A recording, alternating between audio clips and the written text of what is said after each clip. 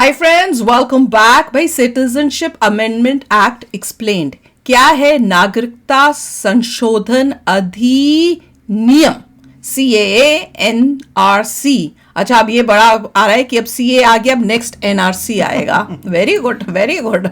फिर यूनिफॉर्म आएगा, फिर 2 चाइल्ड पॉलिसी आएगा, और कुछ NPR था कि पता नहीं क्या था, वो भी कुछ सुनने को आ रहा है। ओएसी के मुंह से सुना है, तो वो बताना। वो बड़ा घबराया हुआ है NRC अगर वो से। और नहीं आना चाहिए, इसका तो आएगा, जरूर आना चाहिए। फिर तो जल्दी लाओ। मैं तो ये वो तो एक बंदे को बैठ जाए, आप क्या चाहते हैं, क्या क्या नहीं चाहते।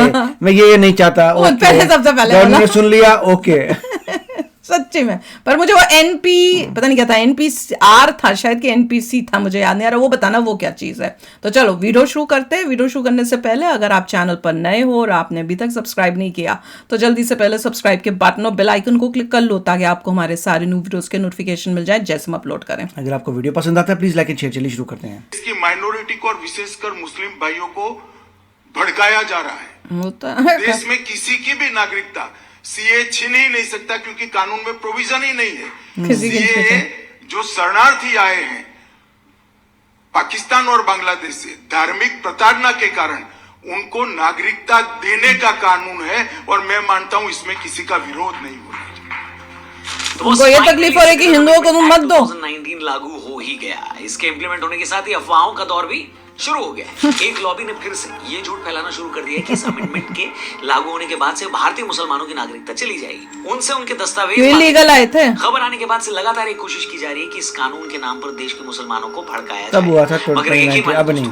ऐसा कुछ भी नहीं है। तो क्या है नागरिकता संशोधन अधिनियम? नहीं तो उसमें भी क्यों डर रहे हैं? तुम इलीगली आए हुए हो क्या? तो निकलना तो तुम्हें पड़ेगा ही। खिलाफ है। आइए एक एक करके तमाम सवालों के जवाब देते हैं। गृह मंत्री जी, CAA कब लागू होगा? CAA ये देश का कानून है, पत्थर पर लकीर है, ये वास्तविकता है, ये लागू होगा ही होगा, और इस चुनाव के पहले होगा। वाह, बोला था वो कर रहा भी है, ऐसे नहीं। आपको बताया 11 मार्च 2024 को एक अधिसूचना लाकर केंद्र सरकार ने CAA 2019 को लागू कर दिया। इस एक्ट के लागू होने के बाद से पाकिस्तान, बांग्लादेश और अफगानिस्तान से आए हिंदू, सिख, बौद्ध, पारसी, ईसाई और जैन धर्म के लोगों को भारत की नागरिकता देने का रास्ता साफ हो गया। इस कानून को लाने के पीछे भारत सरकार का मकसद ये है कि ऐसे गैर मुस्लिम जिनका इन 3 मुस्लिम देशों में धर्म के आधार पर अगर उत्पीड़न हुआ है, उन्हें भारत सारे तीनों देश सबसे गंदे। इस कानून के अंडर कोई भी नॉन मुस्लिम जो 31 दिसंबर 2014 से पहले भारत आया है, वो सरकारी पोर्टल पर जाकर भारतीय नागरिकता के लिए अप्लाई कर सकता है। उसे बस ये बताना होगा कि वो भारत कब आया। तो उसके बाद जो है वो बेचारे क्या करें? पाकिस्तान बनने के 2 साल बाद पाकिस्तान के प्रधानमंत्री लियाकत अली खान और भारत के प्रधानमंत्री जवाहरलाल नेहरू जी के बीच एक समझौता हुआ था।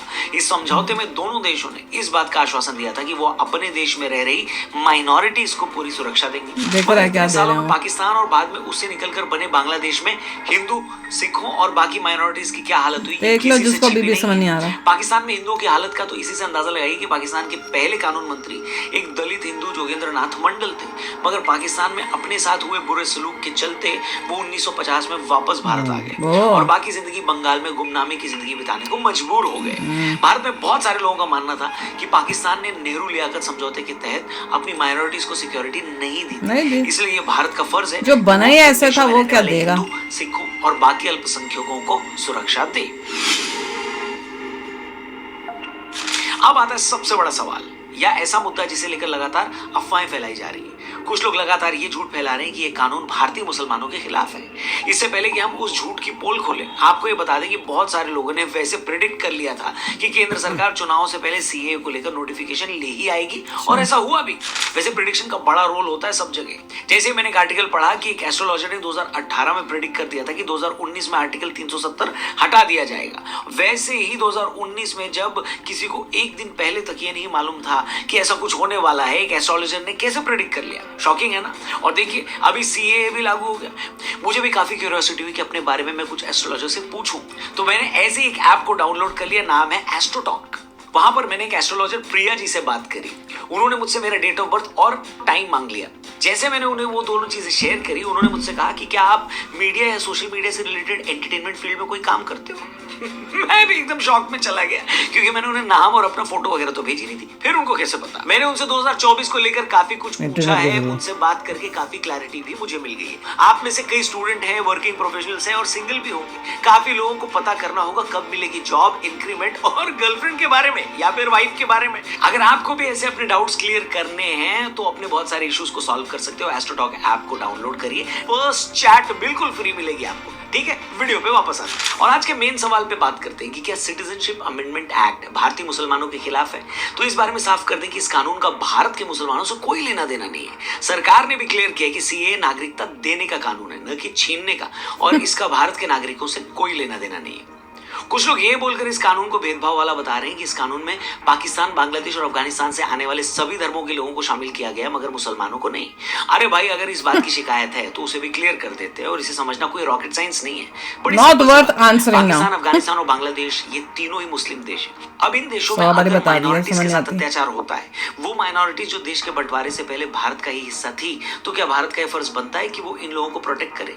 अब ऐसा तो नहीं हो सकता ना कि इन तीनों मुस्लिम देशों में रहने वाले मुसलमानों के साथ मुसलमान होने की वजह से अत्याचार किया जा रहा हो, ऐसा तो है नहीं। कुछ लोग ये भी आर्गुमेंट देते हैं कि मगर इन देशों में शिया और अहमदिया मुसलमानों का टॉर्चर किया जाता है, तो भाई शिया और अहमदिया तो मुसलमानों का एक सेक्शन है, और सीएए धार्मिक अल्पसंख्यकों के लिए, किसी मजहब के अंदर पीड़ित लोगों के लिए नहीं।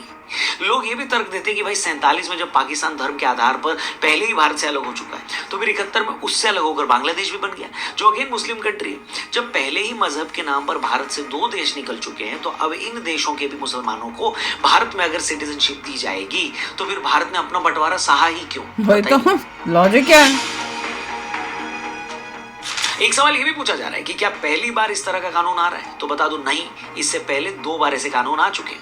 आपको बता दें, इस तरह का पहला कानून 1950 में तब आया था जब नेहरू जी देश के प्रधानमंत्री थे और डॉक्टर अम्बेडकर देश के कानून मंत्री थे। उस वक्त इमिग्रेंट एक्ट लाया गया था। उस कानून को लाने के 2 मकसद थे। एक तो जो लोग किसी गलत इरादे से असम में घुसे थे, उनकी पहचान करके उन्हें देश से बाहर निकालना, और दूसरा ऐसे सिखों और हिंदुओं को भारत में रुकने की इजाजत देना जिनका धर्म के आधार पर पाकिस्तान में उत्पीड़न हुआ था और वो भारत में आ गए थे। इसके बाद 2003 में वाजपेयी जी की सरकार ने गुजरात और राजस्थान की सरकारों को ये खास राइट्स दिए थे कि वो पाकिस्तान और बांग्लादेश से प्रताड़ित होकर आए हिंदुओं और सिखों को भारत की नागरिकता दे।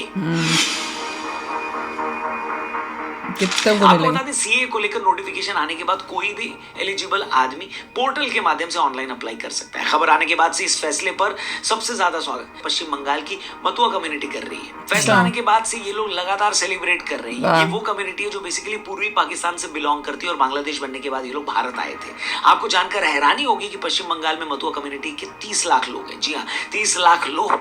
अभी तो हमने सिर्फ एक कम्युनिटी की बात की है, पूरे देश में ऐसे कितने शरणार्थी होंगे जो पाकिस्तान और बांग्लादेश से भागकर भारत आए होंगे, इसका आप सिर्फ अंदाजा लगा सकते हैं। जोधपुर देखकर सच में बड़ी हैरानी होती है कि जब 2019 में सीए कानून पास हुआ था, तब भी बड़े लेवल पर लोगों ने इसे बिना समझे गवर्नमेंट नहीं करने देगी ये सब करके, तो देखो बवाल बहुत हो गया। 100 से ज्यादा लोग उन प्रदर्शनों में मारे गए, और हुआ क्या?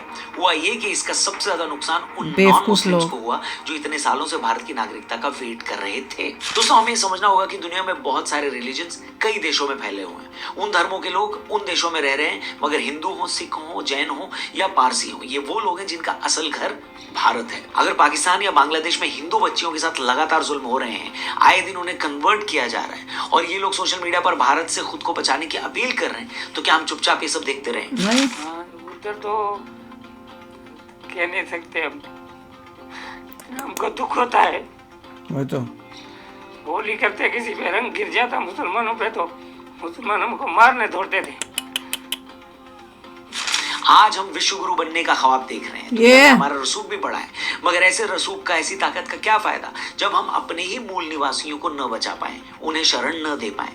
हैरानी इसलिए भी है कि सीए के जरिए हिंदुओं और सिखों को भारत में लाने का इनडायरेक्ट विरोध वो लोग कर रहे हैं जिन्होंने न जाने कितने लाख रोहिंग्याओं को गैर कानूनी तरीके से भारत में बसा दिया है। वो रोहिंग्या जिनका न जाने कितने अपराधों में नाम पकड़ के सीए का विरोध कर रहे हैं या कर रहे थे, उन्हें ये बात अच्छे से समझ लेनी चाहिए कि किसी अफवाह के बहकावे में आकर वो उन लोगों पर जुल्म न करें जिनके उनके लिए भारत ही एकमात्र सहारा है। अगर हम भी इन लोगों को पनाह नहीं देंगे तो उन लाखों बच्चियों का, नौजवानों का वही हश्र होगा जो आज तक इन देशों में होता आया है।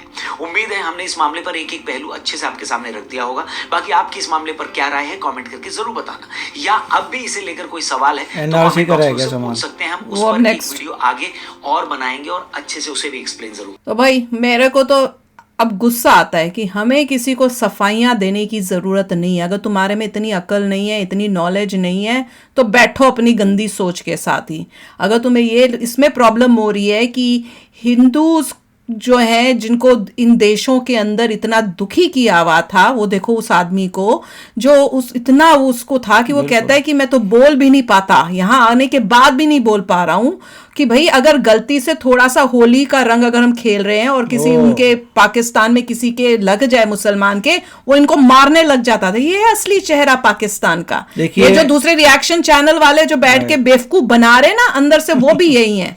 कई लोग बोलते हैं कि नहीं फलाना ठमकाना जो रिएक्शन चैनल है वो तो होली मनाता है, ये हाँ पाकिस्तानी रिएक्शन चैनल तो होली बनाता है, हिंदुओं के साथ जाके बनाता है, सब फेक करके बेवकूफ बनाते हैं। इतने ये लोग इतने अच्छे होते हैं ना तो कभी पाकिस्तान बना नहीं होता। इतने अच्छे होते हैं ना तो वो कुछ अपने पाकिस्तान को बेटर करने के लिए कुछ कर रहे होते, बैठ के वीडियोस बना बना के पैसे नहीं कमा रहे होते। पैसे कमाने, वो पैसे से पैसा कमाने के लिए बैठे हैं, उनको कोई लेना देना नहीं। इसमें एक्सप्लेन नहीं किया एनआरसी क्या था, वो अगले में शायद एक्सप्लेन होगा, मगर एनआरसी भी पता होना चाहिए।